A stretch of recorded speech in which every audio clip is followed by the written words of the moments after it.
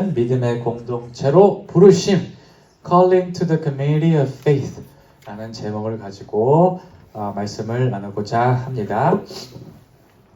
여러분들 교회 아침에 나오기 쉽지 않으시죠? 쉬워요? 알아요. 저도 그랬어요. 어렸을 때 아침에 저는 아침 9시에 하는 만화 영화가 있어서 그 영화 만화를 꼭 보고 싶었어요. 평국이 나이 때, 전국이 나이 때까지도 그랬던 것 같아요. 왜 우리 때 그랬지 않았어요? 어렸을 때는 TV 프로그램 놓치면 볼 수 없죠. 지금은 유튜브 이런 거 있으니까 막 그때 볼 수 있지만 그때는 채널 그때 미스하면은 그냥 가는 거예요. 가고 녹화를 한다고 하지만 그것도 귀찮아서 막 하게 해서 녹화도 잘 안 되죠. 그러면 부잣집이나 부잣집이나 예약 녹화 이런 거 해갖고 그런 거 할 수 있었지. 저는 목사님 아들이기 때문에 그런 거 잘 안 됐어요. 그래서 이제 그 9시에 그 만화를 너무 보고 싶은데 그 9시에 주일학교 예배가 시작해. 아니 어른 예배는 11시 하면서 왜 애들은 그 아침 일찍 오라 그러냐고요. 아침 일찍 와서 9시에 드리고 어머니 아버지 끝날 때까지 그 교회에 계속 있었던 시간이 있어요. 그때는 그렇게 그 교회 가는 게 그렇게 힘들었어요. 왜냐면 친구들이 만화 보고 맨날 학교 오면 얘기해요. 야, 너 그거 봤어? 그거 나왔는데 막 이렇게 하면 저는 이제 left out 되는 거죠. 완전 좀 이렇게 뒤로 소외되는 것 같고 보고 싶은데 얘기는 못 꺼내죠. 중에 아버지가 제 목사님이셨으니까 혼날 수도 있고 그리고 또 이제 저는 예수님을 사랑하는 자였기 때문에 그래서 예수님을 이렇게 선택했어요. 물론 이제 아쉬운 마음도 많이 있었는데 근데 이제 그때를 이렇게 나중에 커서 이렇게 돌아보는데 제가 그때 그렇게 어렸을 때 교회에 붙어 있을 수 있는 게 자이든 타이든 붙을 수 있었던 게 그게 은혜라는 생각이 어느 순간에 이렇게 들더라고요. 그러니까 제가 이제 세상의 즐거움, TV부터 시작해서 여러 가지 즐거움이 있지만 그래도 교회에 붙어 있다 보니까 교회에 붙어 있는 환경이 있다 보니까 지금까지 그래도 내가 믿음을 갖고 있었구나라는 생각에 만화는 아쉽지만 아직도 얘기하는 건 기억이 남는 거야. 아직도 아쉽지만 그래도 그거 이상의 것을 내가 교회에 붙어 있음으로써 받았구나라는 그런 생각을 그렇게 종종 하게 되어서 그래서 이제 하나님이 나를 교회에 붙여놓으셨구나. 하나님이 나를 사랑했으니까. 사랑하지 않았으면 그냥 가게 했겠죠. 사랑했으니까 어쨌든 교회에 붙들어 놓으셨구나. 정말 감사하다라는 생각을 삶의 어느 순간인가 이렇게 떠올리게 됐습니다. 여러분 믿음과 교회 혹은 믿음과 이 믿는 사람들의 공동체와의 관계는 뗄래야 뗄 수 없는 어떤 믿음의 본질과도 같은 거예요. 우리가 성경을 살펴봐도 혼자 믿음을 지켰다라는 그런 얘기가 그렇게 많이 나오지 않아요. 혼자 지키긴 했지만 결국 혼자 지키는 것은 공동체를 위해서 구약에서는 이스라엘 믿는 사람들을 위해서 신약에서는 제자들 예수님 따라가는 사람들 교회를 통해서 그 믿음에 이렇게 쭉 이어져 온 것을 볼 수 있어요. 그러니까 다시 말해서 하나님께서 우리를 예수님으로 부르셨을 때 우리를 부르심과 동시에 공동체에 들어가기를 원하시기도 하고 우리를 통해서 믿음의 공동체를 만드시고 하시는 게 그게 하나님의 마음이라는 것을 우리가 성경을 통해서 볼 수 있어요. 오늘 본문이 약간 그런 것에 대해서 얘기를 해주는 본문인데 여기에 대해서 우리 잠시 생각해보는 시간을 갖도록 하겠습니다. 제가 예전에 어떤 분에게 이런 말씀을 들은 적이 있어요. 저는 말이죠 목사님 믿음이 작아서 믿음이 아직 작아서 제가 누구라고 하잖아요. 아직은 조금 기다려야 될 것 같아. 이것도 하고 싶고 저것도 하고 싶은데 아직 믿음이 작아서 크면 하겠습니다. 이런 얘기를 하시는데 그 말에 그거 옳고 그름을 떠나서 그 개념 믿음이 자라야 한다는 그 개념은 맞는 거예요. 왜냐하면 하나님께서 우리에게 믿음을 주셨을 때 그 베이비 스테이지, 아기 수준의 머무르는 게 아니라 그 믿음이 커져 나가게 원하세요. 애들 수준의 믿음이 있으면 어른 수준의 믿음도 있다고 가정하시면서 믿음이 성장해야 된다고 이렇게 얘기를 하셔요. 오늘 14절에서 이제 바울이 이렇게 얘기를 하거든요. 바울 우리 말씀 한번 읽어보실까요? 시작. 이는 우리가 이제부터 어린 아이가 되지 아니하며 사람의 속임수와 간사한 유혹에 빠져 온갖 교훈의 풍조에 밀려 요동하지 않게 하려 함이냐. 아멘. 여기서 어린 아이와 같은 믿음이 작은 게 뭐냐면 주변에서 뭔가 이렇게 얘기하면 귀가 팔랑팔랑 흔들리는 아유 이게 아닌가 보다. 이게 잠깐 교회 그만 가고 저거 예수님 잠깐 그만 생각하고 일단 내가 필요한 것부터 하자 이런 거예요. 온갖 그 세상의 간사한 속임수와 그 얘기는 뭐냐 바깥에서 얘기하는 것들이 우리 믿음 안에 이렇게 영향을 미치는 거예요. 오늘 이런 말씀을 이런 비슷한 얘기를 예수님도 마태복음 6장 8장에서 하고 있는 적인데 우리 다음 장을 한번 보여주실까요? 우리 한번 요 말씀 한번 읽어보실까요? 시작. 오늘 있다가 내일 아궁이에 던져지는 들풀도 하나님이 이렇게 입히시거늘 하물며 너희일까 보냐 믿음이 작은 거다. 이렇게 믿음이 작은 자들아 나오죠. 하나님 예수님도 얘기할 때 야 그거 조금 이거 어려울 수 있는데 그 어려운 게 그 믿음에 들어가면 안 돼. 믿음에 영향을 미치면 안 돼. 이 믿음이 작은 것들아 얘기하면서 얘기는 뭐냐면 믿음 좀 키워라 하는 얘기죠. 그러니까 예수님도 믿음이 작은 것, 큰 것 그렇게 있다고 생각하시고 이 작은 게 위로 올라가야 된다는 것을 이렇게 말씀하시고 계세요. 그런데 이런 성숙한 믿음을 갖게 되는데 어려운 점이 있다면 우리를 둘러싸고 있는 그 예수 그리스도를 믿고 있는 그 환경, 우리 세상은 우리 믿음에 그렇게 호의적이지 않다는 데 있어요. 어렸을 때 제가 만화 영화의 유혹을 받았던 것처럼 이제 세상은 예수님보다 매력적인 것들을 우리한테 이렇게 자꾸 던짐으로써 우리의 마음을 이렇게 끌고 가죠. 때로는 직접적인 어떤 위협을 통해서 교회 가지 마 이런 것도 있겠지만 그게 아니라면 우리 마음속에 예수님보다 더 좋아하는 것들, 예수님보다 더 중요하게 되는 것을 계속 이렇게 불어넣어줘서 알게 모르게 예수님과 멀어지게 만드는 그런 영향력을 세상이 이렇게 하고 있어요. 저는 사실 요새 같은 경우에는 그 미디어가 되게 좀 우리가 생각을 많이 해봐야겠다고 생각해요. 우리가 보고 듣고 너무 많잖아요. 볼 수 있는 것들, 즐길 것들이 많은데 그것들을 가만히 살펴보면 거기서 얘기하는 것들 이렇게 보시면 예수님께서 원하신 것도 있겠지만 아닌 것들이 참 많아요. 아닌 가치관들을 우리도 모르게 젖어 들어가는 거야. 하루 1시간씩 2시간씩 계속 봐가면서 공부도 매일매일 하는 이유가 그거 기억나게 공부시키는 것처럼 그런 식으로 알게 모르게 보다 보면 나도 모르게 배우는 거예요. 세상의 것들을 배우고 예수님보다 거기 마음에 끌어가게 하는. 그러니까 세상이 어느 측면에서 보면 예수님을 믿는 믿음에 되게 도움이 되지 않는 것들이 참 많아요. 옛날에도 그랬고 이 성경을 쓴 2000년 전에도 그랬고 지금도 그런 것을 보면 그 어떤 그런 측면을 우리가 늘 경계해야 될 것이 아닌가 합니다. 이런 거대한 세상의 조류 속에서 우리 혼자만 나 혼자만 어떻게든 예수님을 믿어볼까라고 하는 것은 불가능하지는 않지만 정말 가혹한 것이 될 수가 있어요. 혼자 그것을 다 견디려고 하면.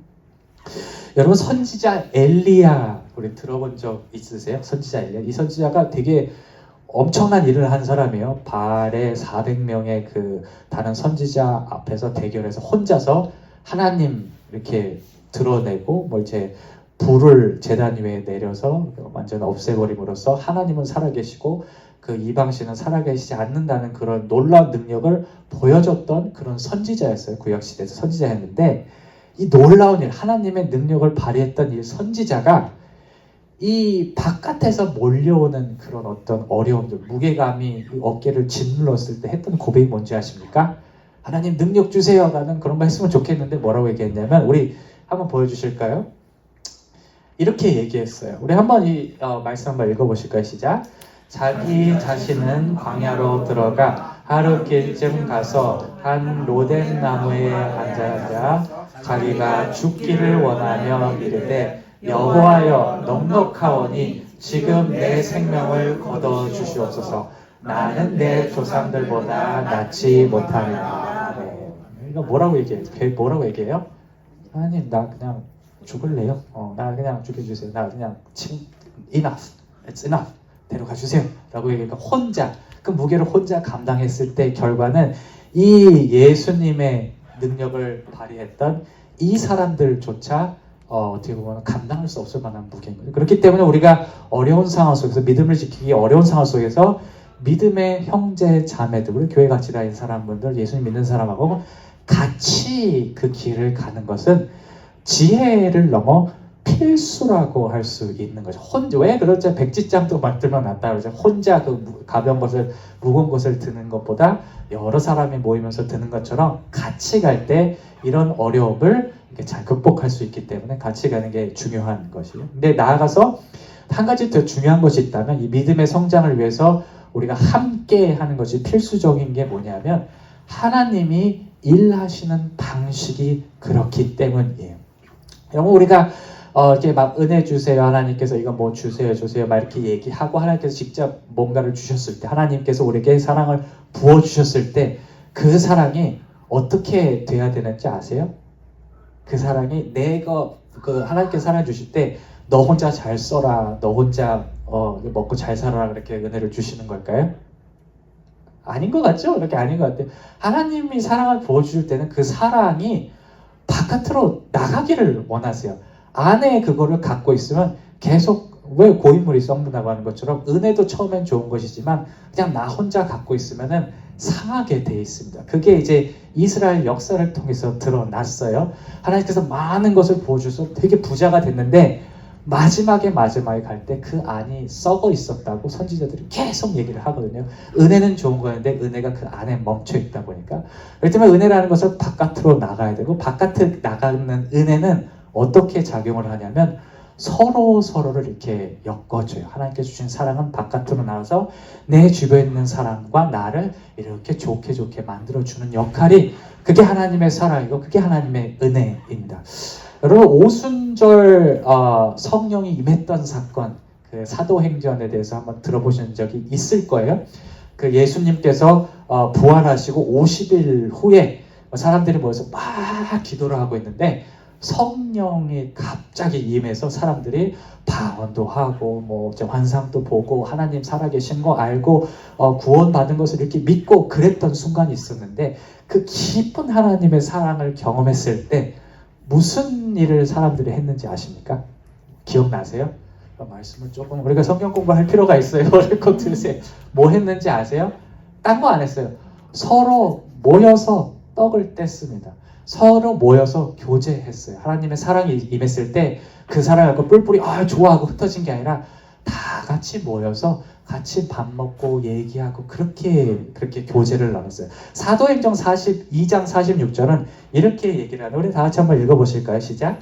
날마다 마음을 같이하여 성전에 모이기를 힘쓰고 집에서 떡을 떼며 기쁨과 순전한 마음으로 음식을 먹고 하면 다른 거 굳이 막 대단한 거 하지 않았어요. 그냥 같이 모이게 했어요. 하나님께서 사랑이 들어오니까 같이 모이고 싶고 같이 모여서 하나님 얘기하고 서로 기도하고 싶고 그런 마음으로 이렇게 모이게 된 거예요. 그리고 이렇게 서로가 이어졌다는 말은 뭐냐면 한 사람의 믿음의 성장이 다른 사람의 믿음 성장을 이렇게 끌어올린다는 것을 얘기해요. 이런 예를 들고 싶어요. 여러분들 목걸이 이렇게 달린 목걸이 차고 계시죠?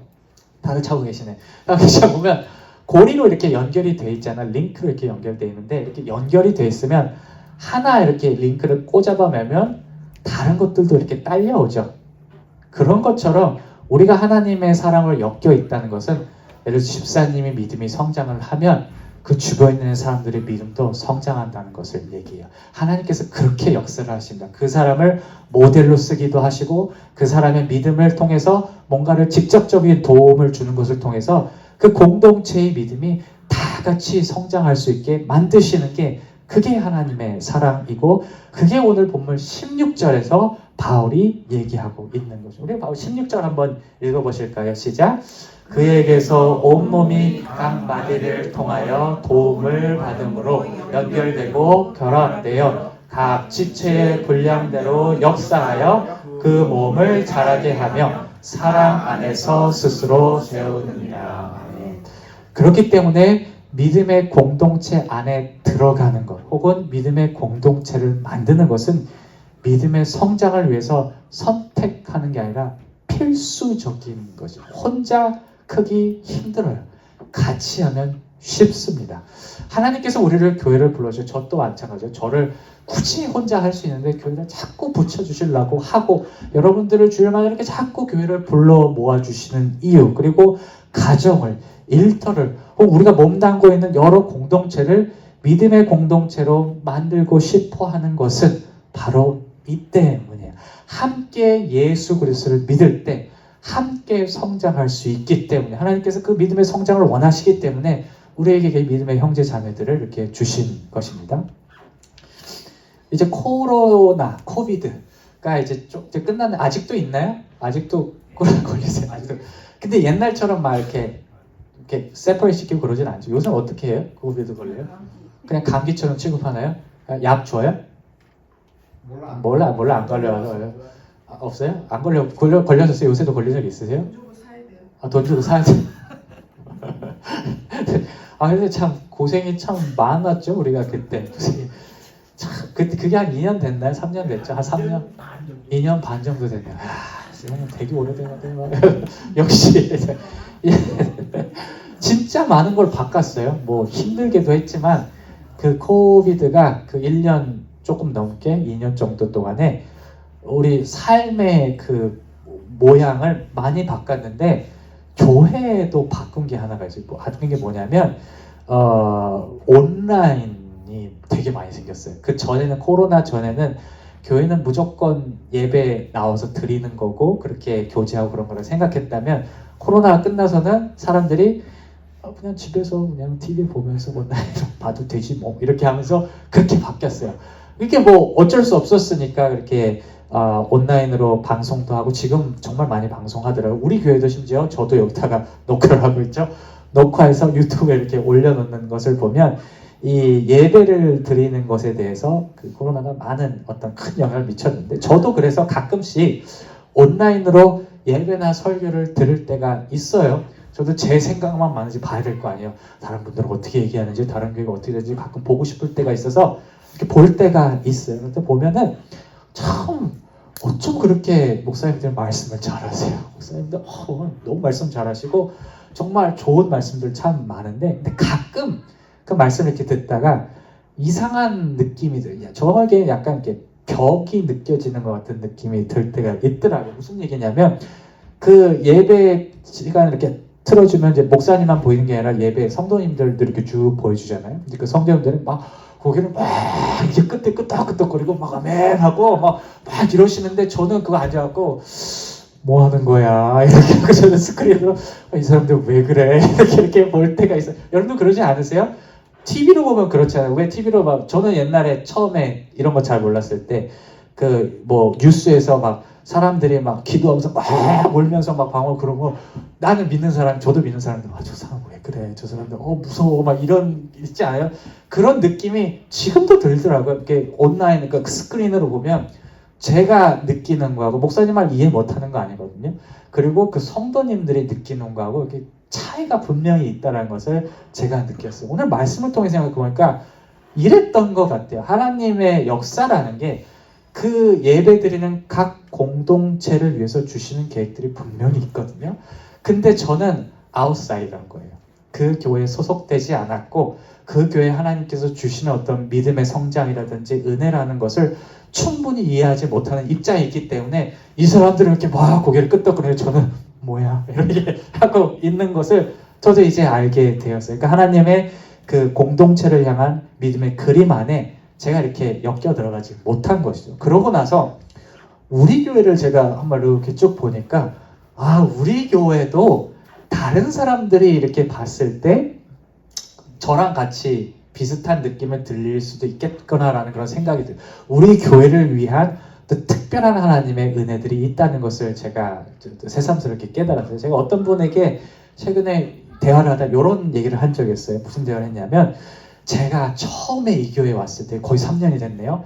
3년 전하고 지금하고 달라진 게 있어요 라고 이렇게 얘기를 했어요. 그 달라진 게 나쁜 게 아니라 좋은 쪽으로 달라진 게 있어요 라고 얘기하면서 뭐라고 얘기했냐면, 그 예수님에 대해서 믿음에 대해서 생각하시는 것들이 조금 더 진지해지신 것 같습니다. 처음에 제가 왔을 때보다 예수님 사랑하고 예수님 따라가는 것에 대해서 조금 달라진 것 같아요. 근데 그 변화가 한 사람만 있는 게, 한두 사람이 있는 게 아니라 전체적으로 다.